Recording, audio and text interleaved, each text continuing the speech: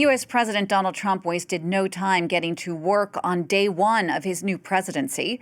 Over 100 executive orders were signed within the first few hours of Trump resuming office. Our Delano D'Souza has the details.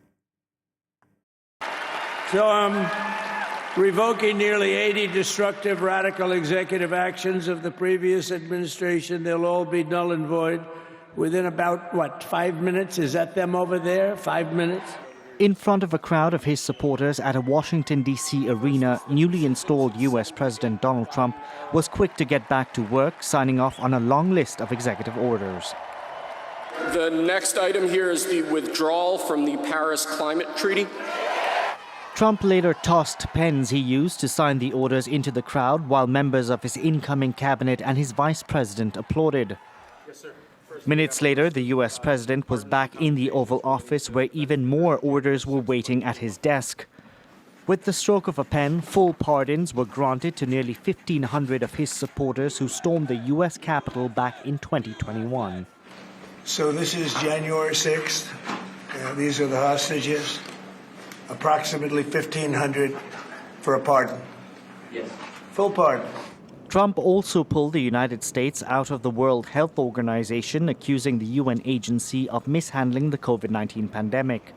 He also signed an order to slap tariffs of 25% on imports from neighboring Canada and Mexico, starting from next month. He lifted sanctions on West Bank settlers and reinstated Cuba's designation as a state sponsor of terror. Trump also declared a national emergency on the U.S.'s southern border, branded criminal cartels as terrorists, and is attempting to end birthright citizenship if at least one parent isn't American. Now, as Delano was mentioning there, much of Donald Trump's focus on day one signing all those executive orders was cracking down on immigration. We're going to talk more about that now with political scientist Fanny Lauby, who joins me live from New Jersey. Fanny, thanks for taking the time to speak to us. President Trump making a series of moves now to try and control immigration. I mean, things like tasking the military with border enforcement, moving to designate cartels and gangs as terrorist groups, shutting down asylum and refugee admissions, attempting to terminate birthright citizenship. You're an immigration specialist. What are your thoughts on this kind of drastic major overhaul of immigration policy? Well, I think we're seeing a mix of the Trump traditional wish list, especially militarizing the border, increasing border enforcement, but also some extraordinary moves that truly test the constitutionality of these initiatives, especially related to birthright citizenship. We know that Trump has targeted birthright citizenship for a long time.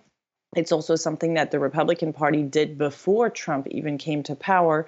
And so we're going to see how the courts react to this decision and whether or not the president is actually allowed to do this. But I would say it is a traditional mix of the Trump wish list, but also a departure from the norm and from the tradition. So very much a very Trump 2.0 type of day. So which of these proposals I was mentioning earlier for you are truly the most problematic? I would say the one that is true, whose constitutionality I question the most is the birthright citizenship question, because it is clearly listed in the Constitution. The court case that established birthright citizenship or truly upheld that portion of the Constitution dates back to 1898.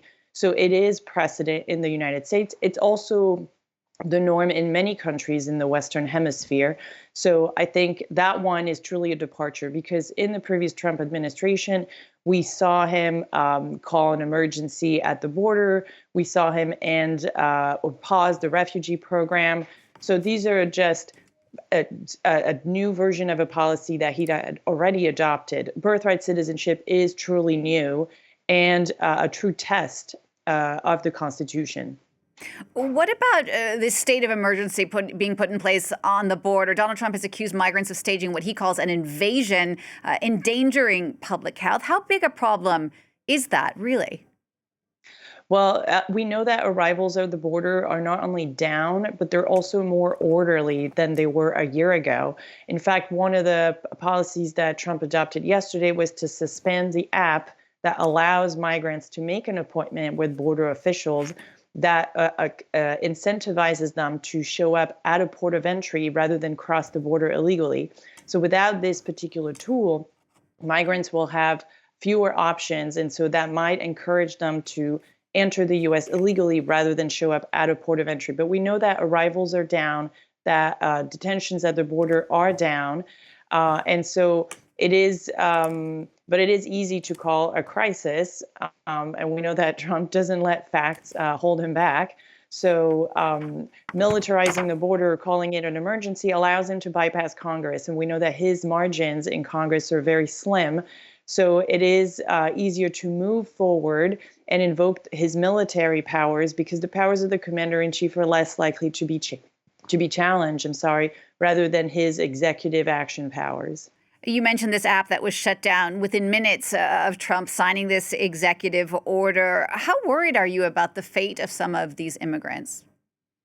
Well, I think the decisions in the last 8 months had really created pathways to migration into the United States that had diminished arrivals at the border.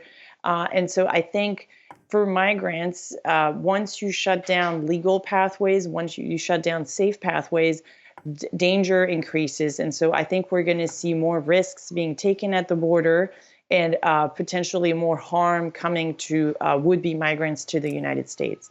Is there anything that rights groups like the ACLU could do?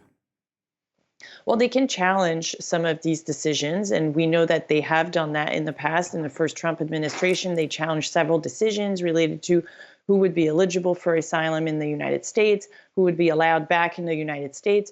We know that there's another version of the travel ban that's coming down the pipeline, and an organization like the ACLU would definitely challenge this. But court decisions, though, do take time, and so one of the impact of these flurry of decisions is to delay action and to kind of distract all of the groups that could oppose them. One of the criticisms of Donald Trump's plan is in regard to the place that migrant workers hold in the U.S. economy. I mean, we're talking about thousands of jobs across the United States that are held by people that perhaps don't have the legal right to be there, but that are paying taxes. I mean, is there a worry about what this mass deportation plan could do to the economy?